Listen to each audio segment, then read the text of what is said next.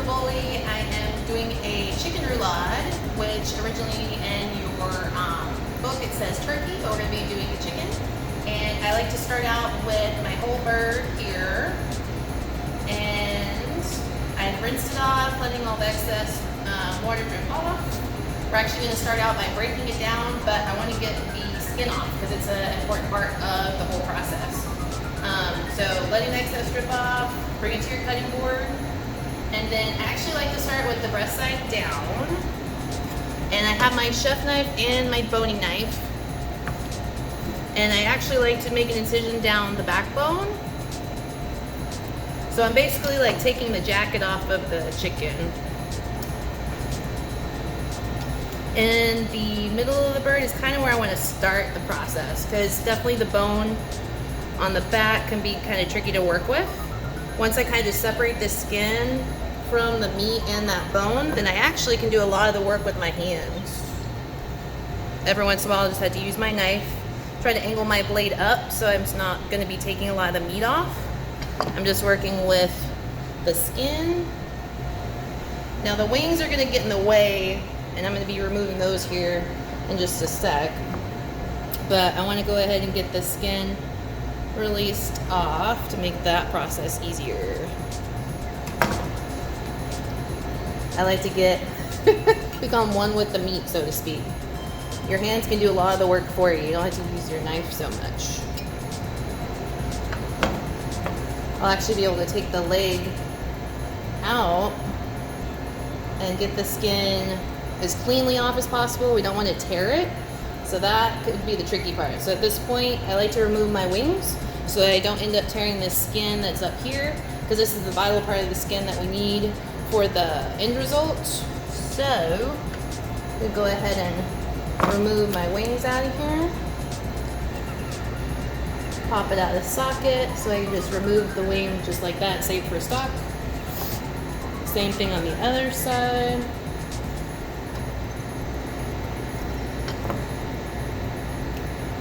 Let's not tear it. As you can see, it was starting to tear already. But once I get this wing off, that will stop.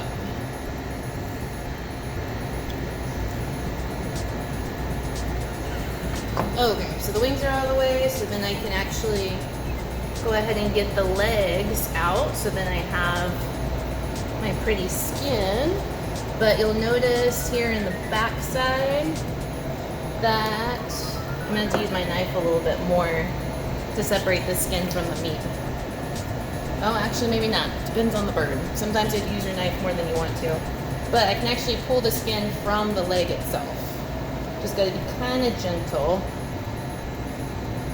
It doesn't necessarily look gentle. But at this point, once you're basically at the end of the leg, I can just go ahead and cut that skin away from myself.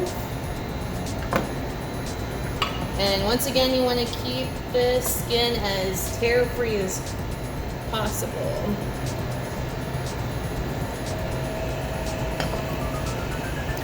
Once you get to the front and you're at the breast, you can actually, once again, use your hand to loosen the skin from the breast.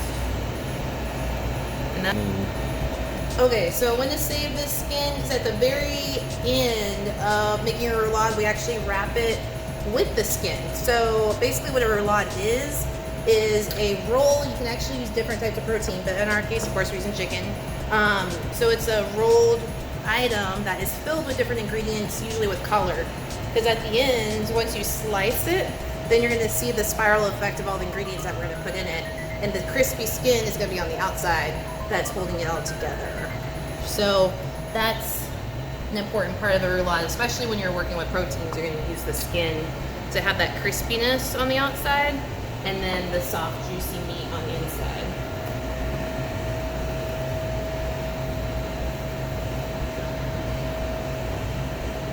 And if we have all those tears in the skin, then when you have that roll wrapped in the skin on the outside, then you're going to have some holes basically that make it look not so pretty. You have to kind of like overlap the skin, and then it can look kind of like a patch job. So the tear-free as possible.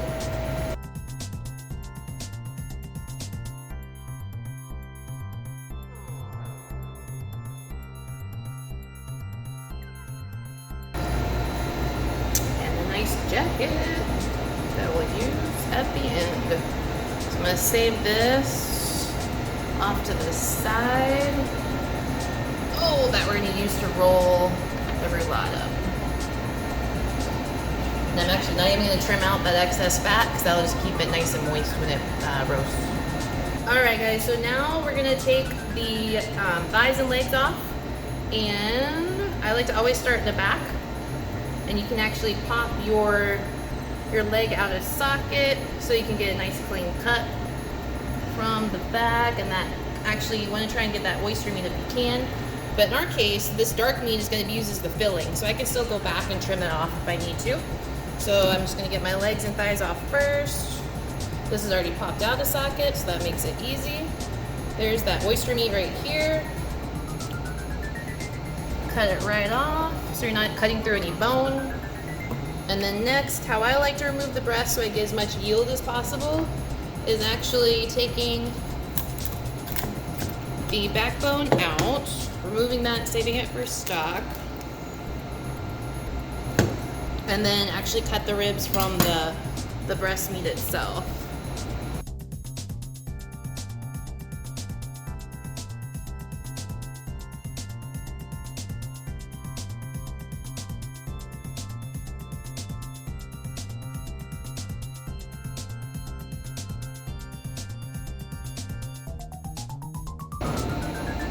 Hey guys, so I just finished cleaning up the chicken. After fabricating it, I'm going to pound out the chicken breast so it's nice and even thickness. I have my two breasts separated, but I'm going to be pounding them out.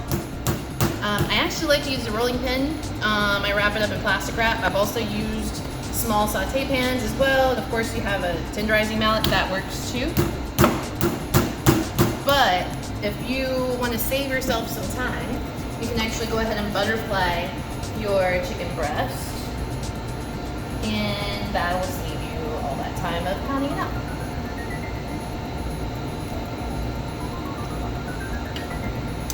With the roulade, you're going to end up with a couple pieces, and we're going to end up overlapping the meat to make it nice and we want to make kind of like a rectangle shape. So go ahead and butterfly both of the breasts, and I'm only taking the thicker part of the breast to butterfly, not the whole thing, because over here is definitely the thinner part that we don't need to mess with. So I have my breasts done. I'm going to put these to the side, and then the next step is actually getting the meat, the dark meat, off of the legs and thighs. And I don't know why, but I love popping the bones out of the socket. It's like a satisfying sound. But anyway, so I'm going to separate the leg and the thigh. I just popped the socket so I wouldn't have to cut through the bone. There we go. So I just want to get this nice juicy dark meat off of the bone.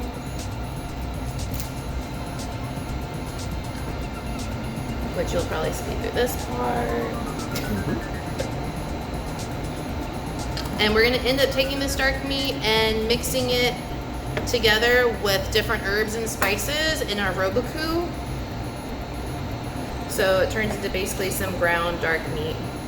You're going to have a lot of tendons that you're going to want to try and trim out as best you can.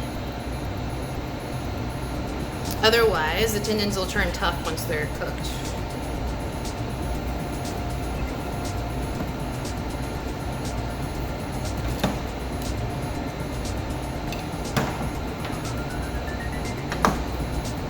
Okay, just go to town now. Okay. It is recording. Got it.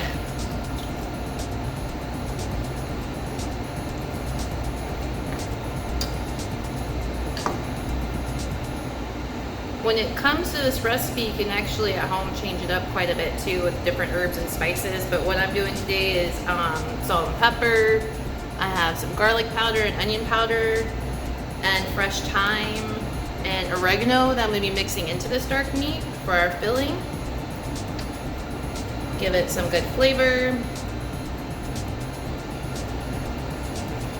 I'm actually going to get my dark meat separated over here out of the way. Ooh, maybe not. There with the stock.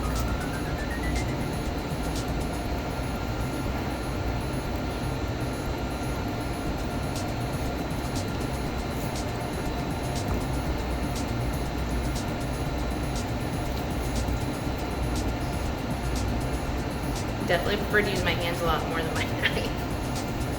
But I feel like that speeds it up a little bit. You don't have to really focus on removing the excess fat because that's gonna give it flavor.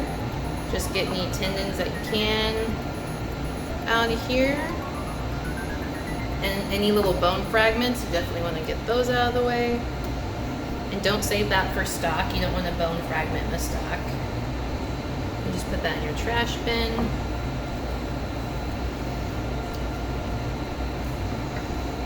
And I basically end up wanting them to be in kind of smaller pieces too, so it's easier to blend in the Roboku.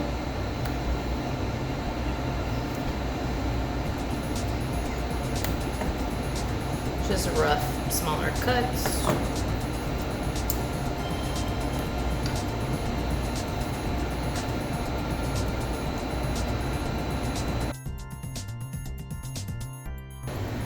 Alright y'all, so we're gonna do the horse meat mixture. So I have my legs and thighs here. I'm gonna put it in my Roboku. Now when you use the Roboku, make sure you already have the bowl on, locked in place, your blade down, ready to go, and then you put your ingredients in.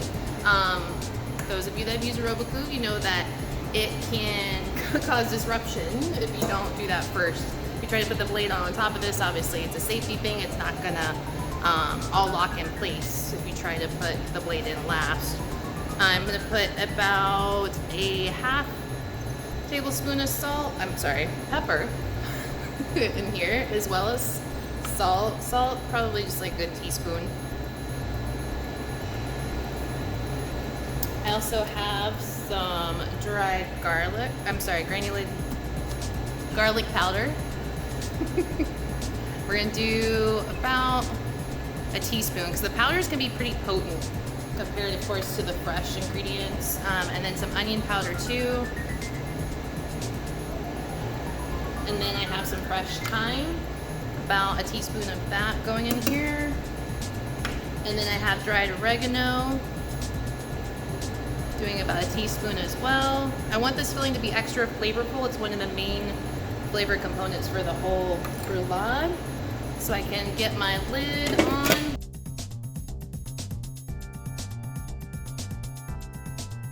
Don't have any big chunks that you're working with. It's really nice and soft.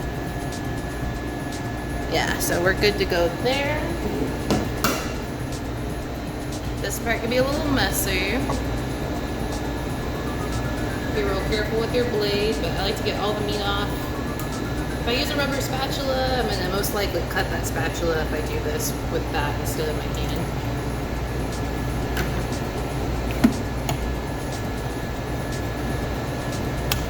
Go ahead and go back in my bowl.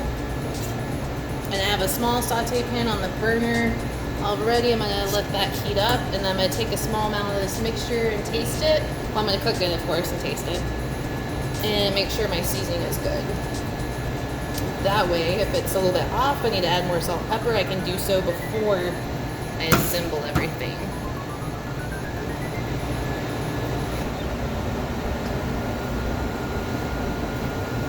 Make sure your pan is hot. You can feel the heat at this point before you put your meat in.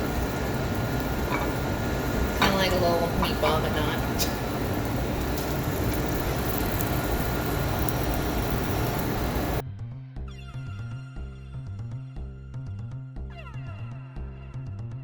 So I tasted the dark meat mixture, and we're good to go on the seasoning.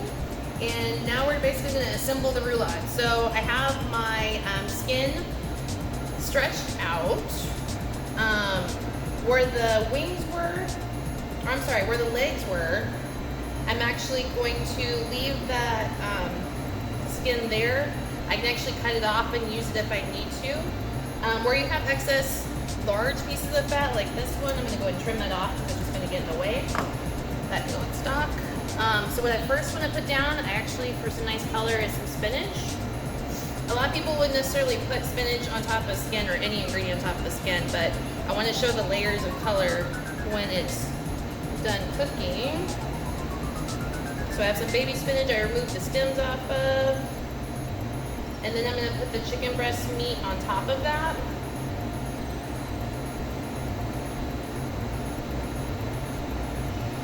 When it comes to a roulade, you're looking for that kind of like rectangular shape as best you can. And then when you're rolling it up, I'm actually going to be rolling it from right to left instead of back to front, just because of the shape of the skin that we have here. And I have my breast meat to put on top. You have that excess chicken tenders as well that are available. If you end up eating that skin, maybe you had a large hole that you have to overlap the meat so everything is nice and covered, you might need that, but they're off to the side just in case. After I have my breasts on, then I'm going to add my red bell pepper. I have julienne.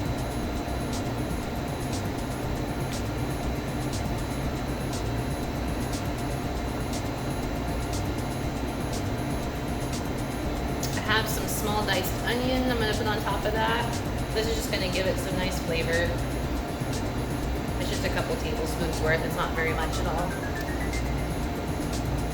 At this point too, I like to add some salt and pepper for seasoning inside. We're going to season the outside as well.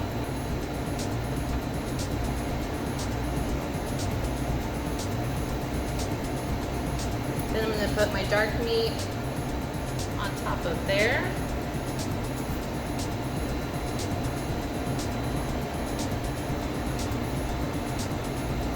Just want to spread it out as evenly as you can. Still in that kind of rectangular shape.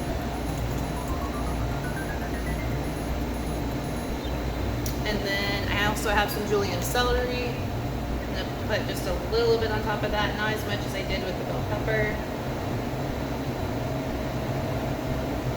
As you can probably already tell, once we roll this up, it's going to be very large and fat, so we have to be a little bit careful on how much of each of the ingredients that we put in here. At this point, now we're actually going to roll this guy up. So, like I said, I'm going to go left to right, right to left, instead of forward and backward. And we want there to be a seam. So the seam is going to be on the bottom once I put it on the rack. So we have the nice, pretty, even, smooth skin on top. So we're going to bring these guys together. As you can tell, like I said, it's a very fat roll.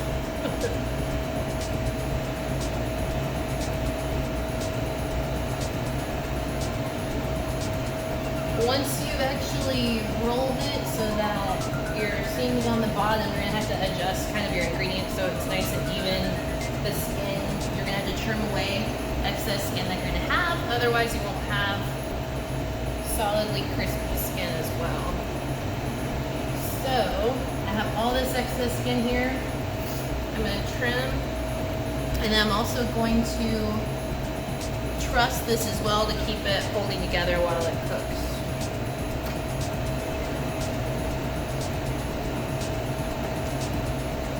You can save this skin and crisp it up and fry it and have a little snack. I tend to do that. I don't want to waste chicken skin. But we want it to be kind of wrapped up nice and tight like a present underneath as best as possible.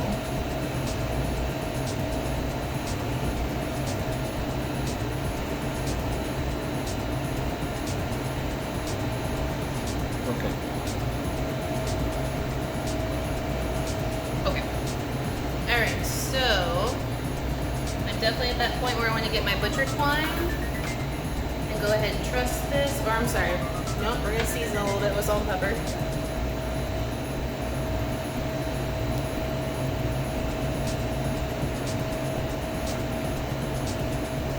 Rub it all over your skin.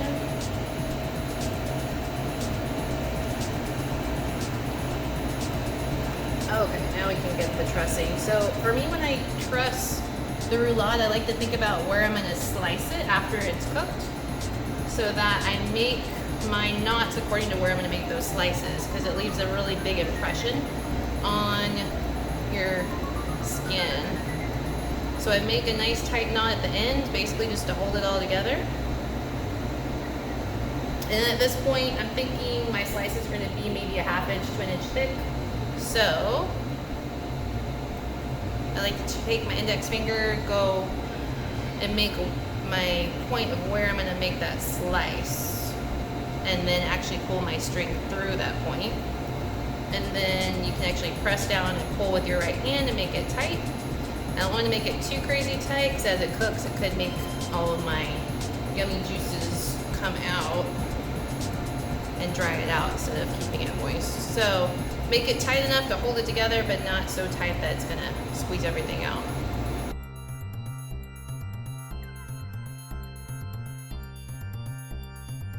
All right, so now I have it all trussed up. We're gonna get it on the rack. I have my oven preheated to 375.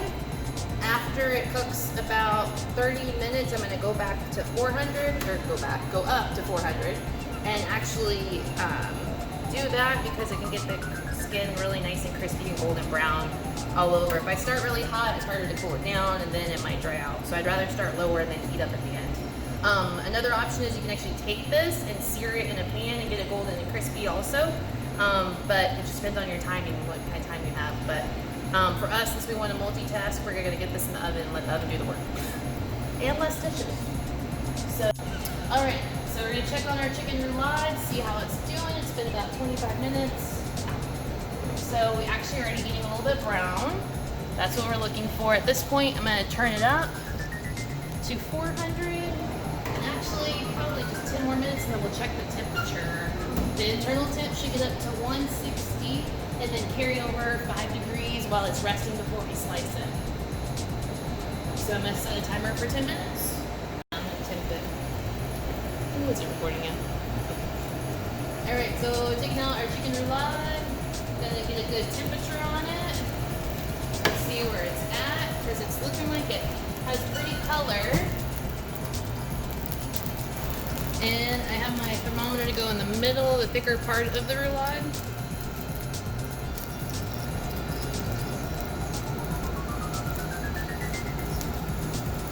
Yeah, we're good. We still wanted to let it rest even though it's gone above 165, because if we try to slice into it now, the juices are gonna spill out everywhere. So I'm gonna let it rest like 5 minutes and then slice it. All right guys, so we've let the chicken roulade rest, and now I'm just removing the trussing string, which you gotta be careful. I didn't even tie it that tight, but it actually is trying to stick pretty bad on the skin, and we don't want to rip the skin off because obviously we want that pretty skin on our plate.